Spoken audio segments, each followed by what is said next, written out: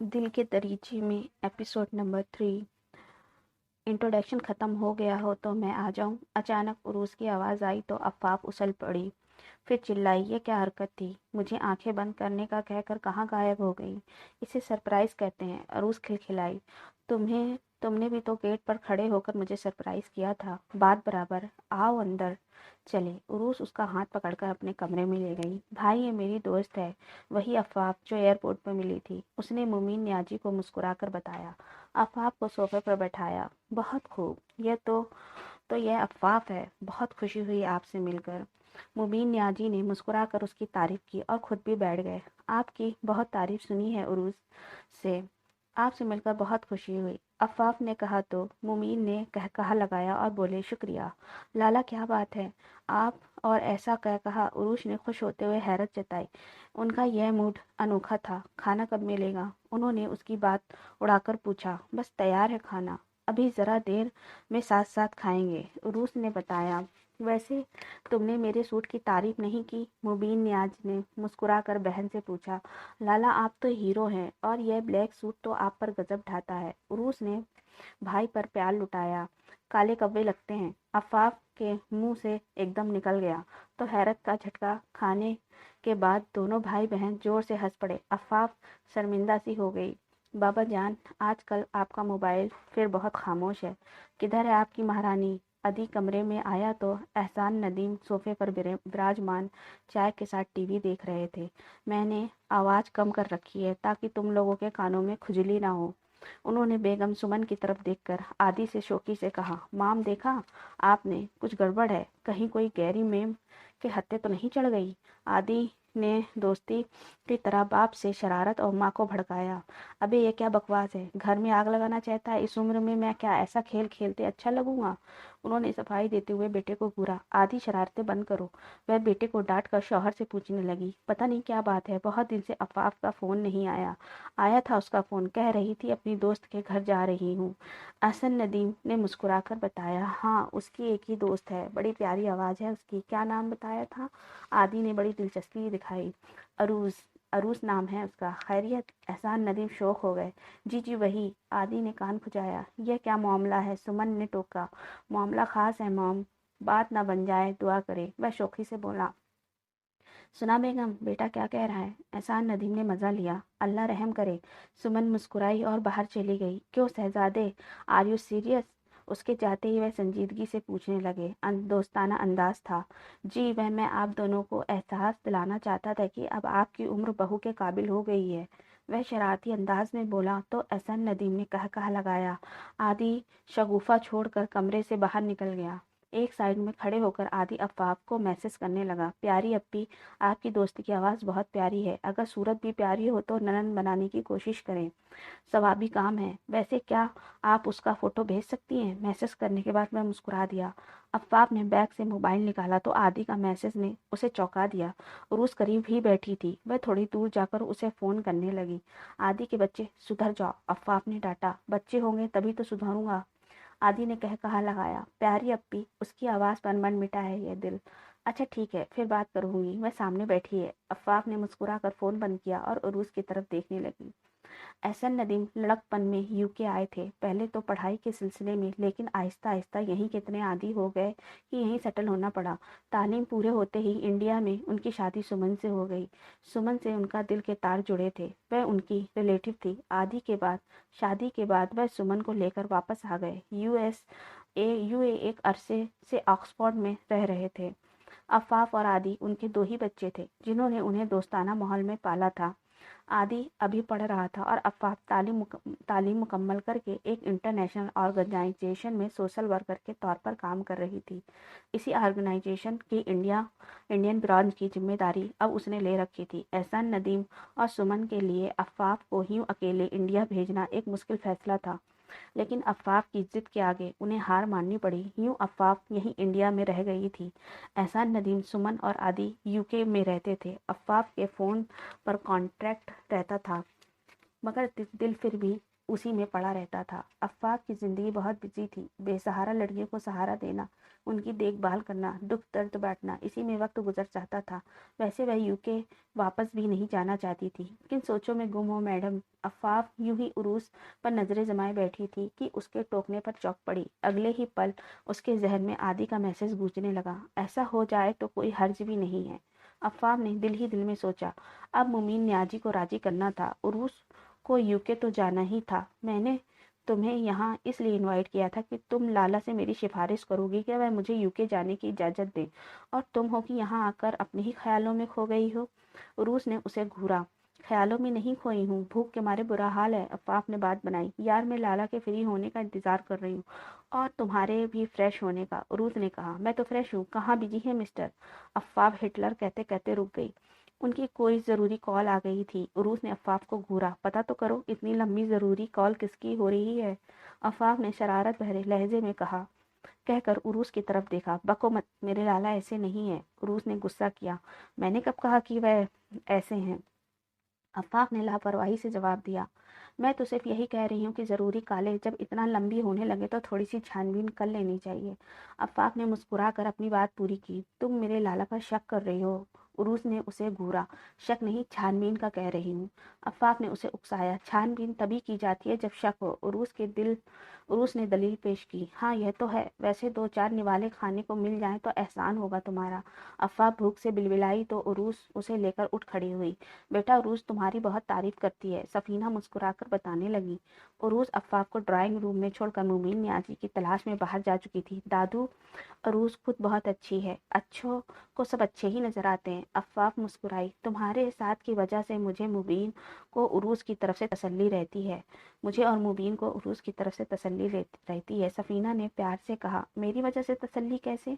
अफ़्फ़ाफ़ ने चौंक कर पूछा। बेटा अच्छे दोस्त हमारी पहचान होते हैं, और जिस तरह तुमने उरूस को उसके बाप की मौत के बाद संभाला है वह काबिले तारीफ है। तभी तो वह तुम्हारे गीत गाती है। खुद मुबीन भी तुम्हारा शुक्रगुजार है।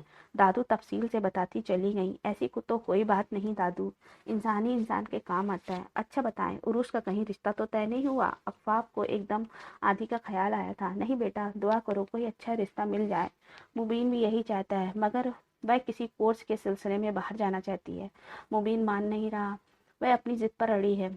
सफीना ने अपनी परेशानी बताई। क्यों नहीं मान रहे। उरूस कोर्स करके आएगी तो इंस्टीट्यूट के लिए भी अच्छा होगा और उरूस में कॉन्फिडेंस भी आएगा।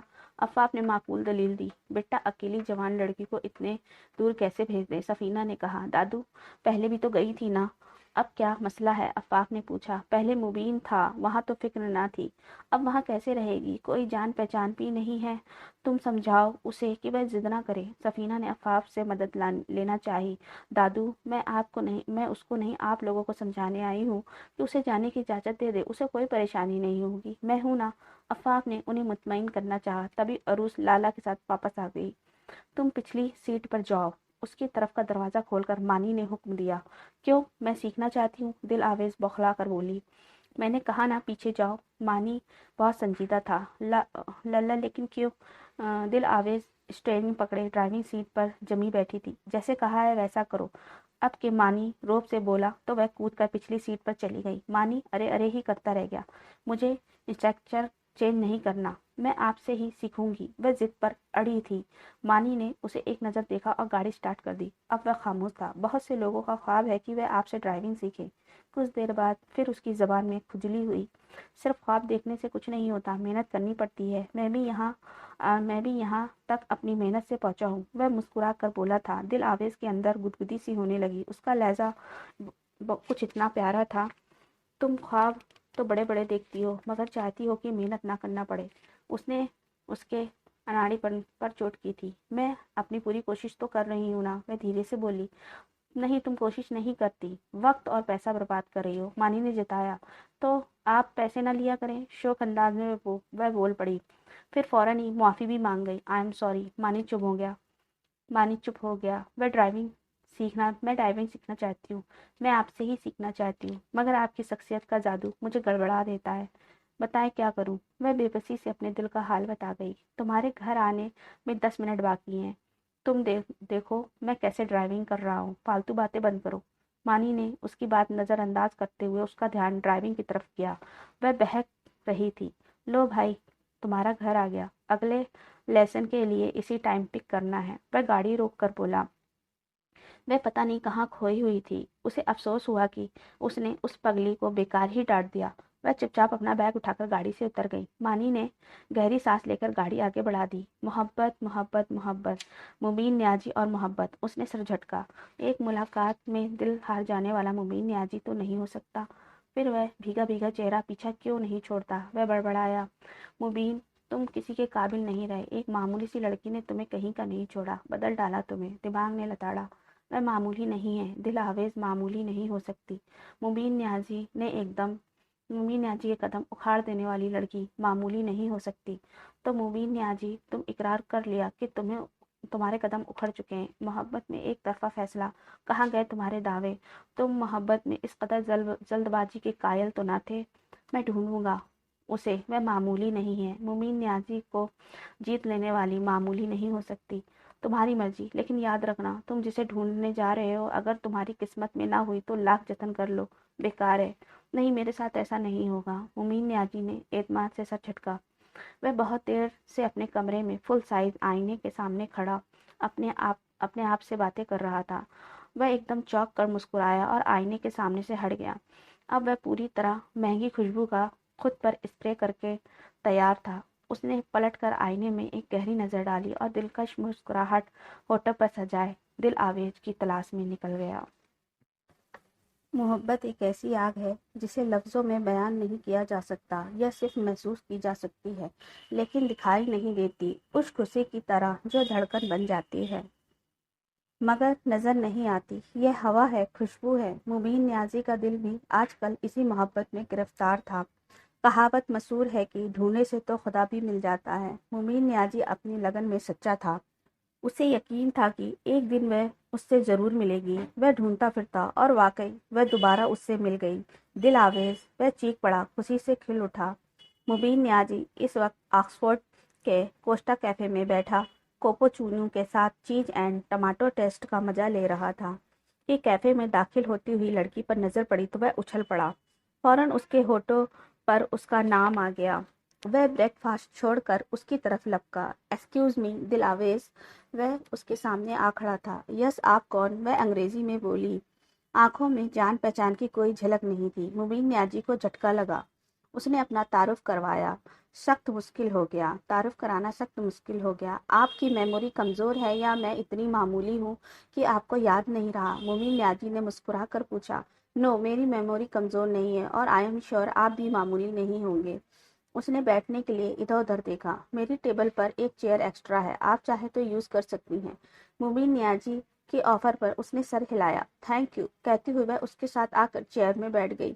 آپ نے ریئلی مجھے نہیں پہچانا؟ مبین نیازی نے اس کے سامنے بیٹھتے ہوئے پوچھا۔ آئی ایم سوری، نہیں پہچانا، دل آویز نے مانا۔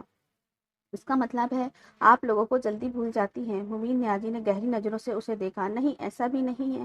اس نے انکار میں سر ہلایا۔ آپ کو بارش پسند ہے؟ مبین نے ایک دم سوال کیا۔ بارش؟ ہاں، بارشیں تو مجھے عشق ہے۔ وہ مسکرائی۔ آپ نے پھر بھی مجھے نہیں پہچانا؟ مبین نیازی نے کچھ یاد دلانے کی کوشش کی۔ نہیں، وہ کچھ سوچتے ہوئے دھیرے سے بولی۔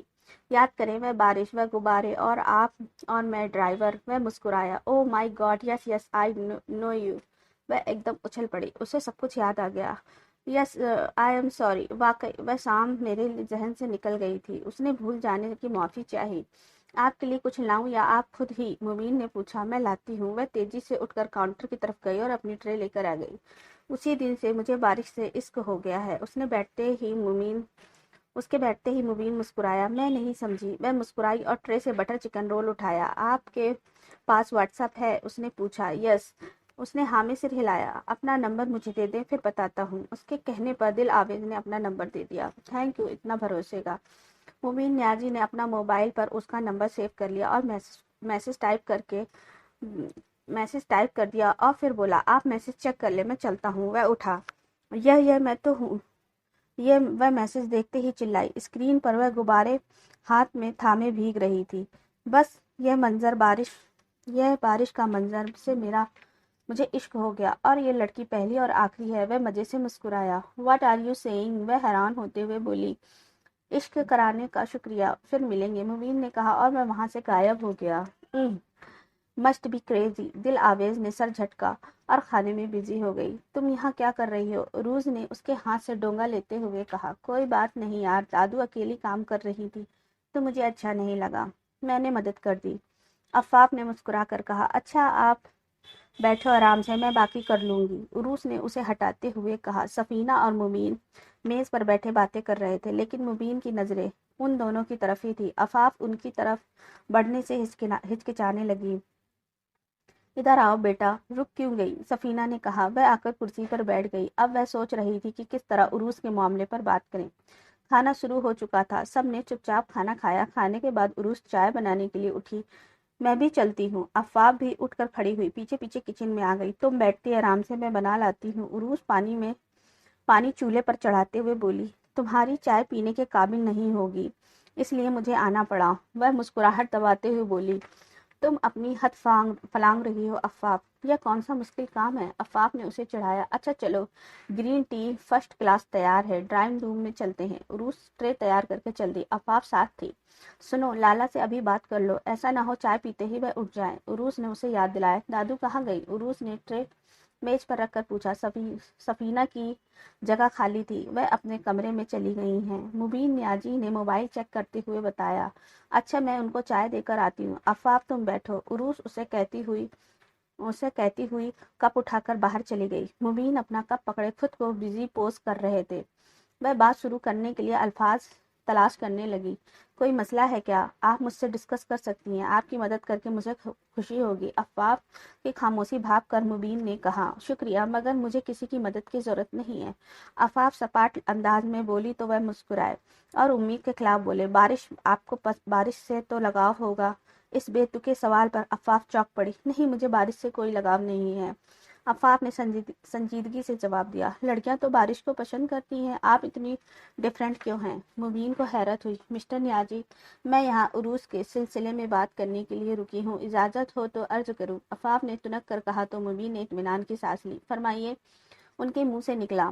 مسٹر نیازی، میں ایک پروفیشنل اور انٹرنیشنل کمپنی کے انچارج ہوں، آپ بھی ایک ویل ایجوکیٹڈ بزنس مین ہیں، اس لیے آپ سے سنجیدگی کی امید رکھتی ہوں۔ عفاف بولتی چلی گئی۔ سوری، آپ پر شاید بہت برا امپریشن پڑا ہے میرا، اسی وجہ سے تھوڑا غیر سنجیدہ پوچھ کر رہا تھا، مبین نیازی نے نرمی سے کہا۔ برا امپریشن؟ عفاف نے دہرایا۔ عروس کے ساتھ مجھے تھوڑا سخت بہیو رکھنا پڑتا ہے، وہ بہت ضدی ہے، منمانی کرتی ہے، کچھ سوچتی نہیں۔ خیر آپ کو کیا بات کرنی تھی؟ انہوں نے اس کی طرف دیکھا۔ عروس UK جانا چاہتی ہے، عفاف نے بات شروع کی۔ وہ UK نہیں جا سکتی، مبین نے فوراً جواب دیا۔ لیکن کیوں؟ عفاف نے تیزی سے پوچھا۔ عروس کے لیے یہ مناسب نہیں ہے کہ وہ اکیلی UK جائے، مبین نے اپنے خاص انداز میں کہا۔ اس میں نامناسب کیا ہے؟